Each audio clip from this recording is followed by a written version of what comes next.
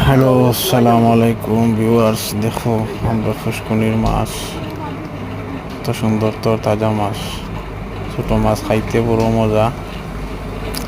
মারো হয়েছে দেখো তোমরা, এটা মাছ সচরাচর কিনতে মিলে না। তো আলহামদুলিল্লাহ আমরা ফুসকুনি থেকে মাছ, এই যে এটা শোল মাছ, বড় একটা শোল মাছ এটা।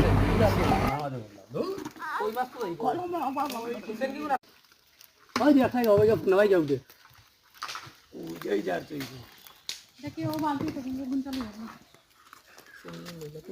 আলাইয়া মাংস তো নরম করে বড় দিয়ে হ্যাঁ আরে